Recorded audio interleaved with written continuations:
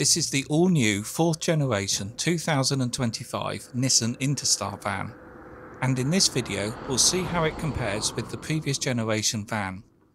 The Nissan Interstar is a rebadged Renault Master, so this video will also be useful to those considering the new 2025 Renault Master. This is my brother, who's done over 100,000 miles in his 2019 Renault Master, and has had 3 other Renault Master vans previously, doing at least 60,000 miles in each. In this video we'll go through what he's discovered since driving the new model, the likes and dislikes, and how it compares to the previous Master and Interstar vans. He's purchased the Nissan version this time over the Renault, as Nissan offers a longer warranty and the Interstar has more standard equipment than the Master version. And you also get the rear step as standard on the Interstar. This van is the L3 H2 and is the top spec Tekna version in Ubran Grey paint with a 2 litre 130 PS diesel engine, and is one of the first ones to be delivered to customers in the UK. His previous van was a 2019 Renault Master L3 H2 in Formula 1 spec.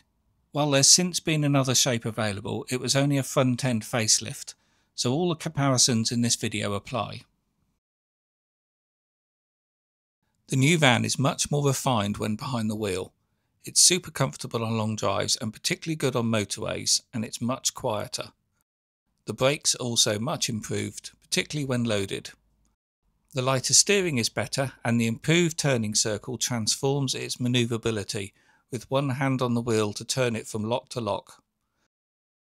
The engine is quieter, and the 130 PS surprisingly seems plenty and never struggles even when loaded.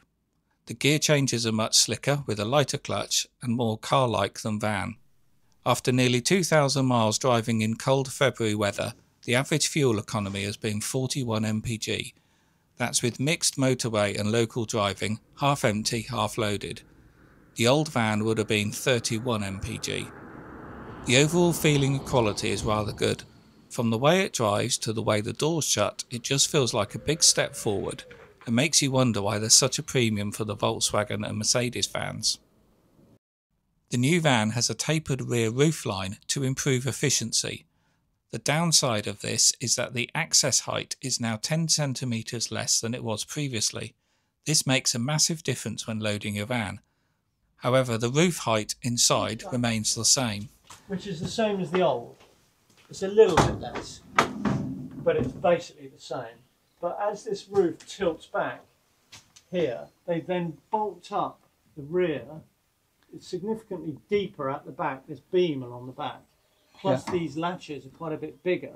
Overall, it equates to 100 millimetres of difference at height. So it feels like a completely different van. That's one dimension that they don't give, which is really important.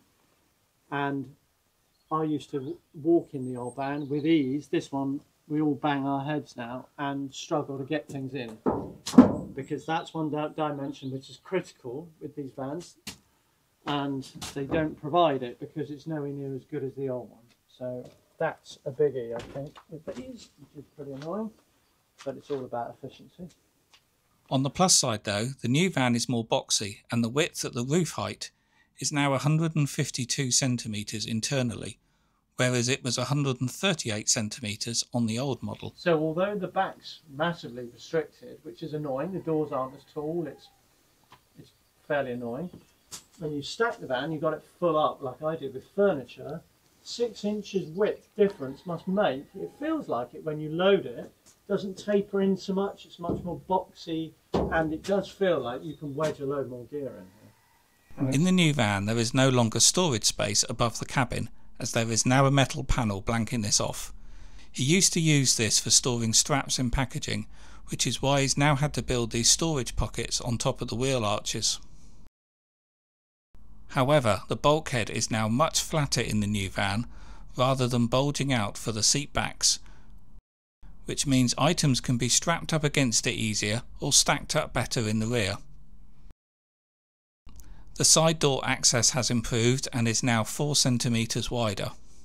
but you still only get 2 lights in the back, which isn't great for the longest L3 body.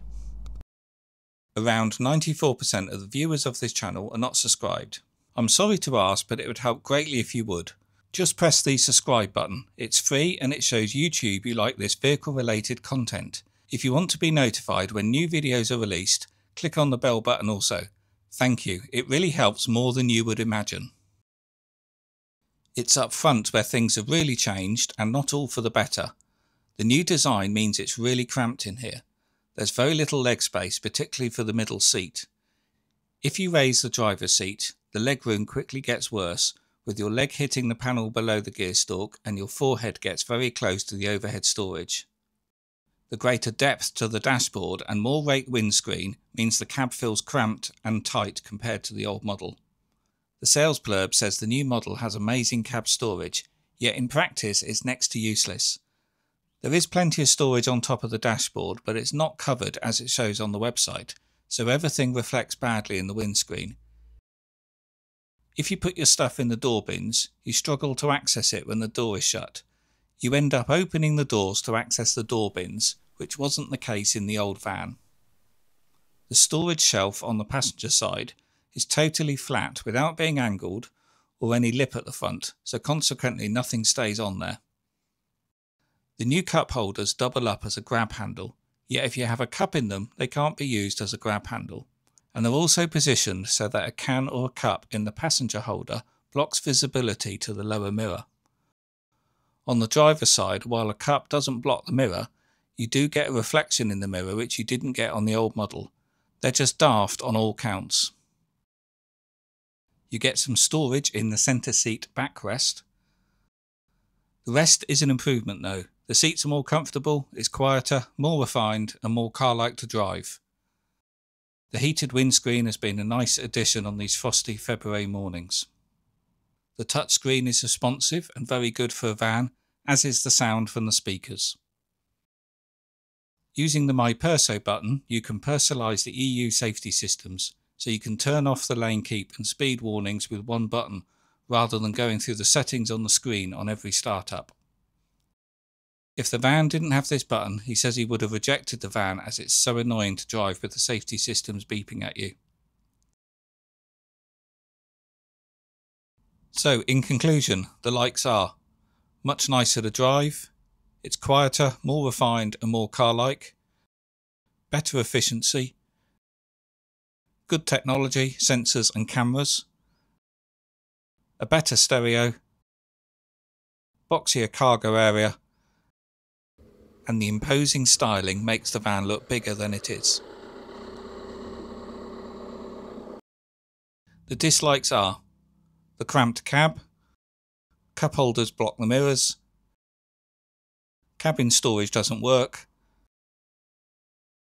less access height through the rear doors, lost the above cab storage in the rear. I hope you found this video useful. If you have, please do click the thumbs up and do comment below.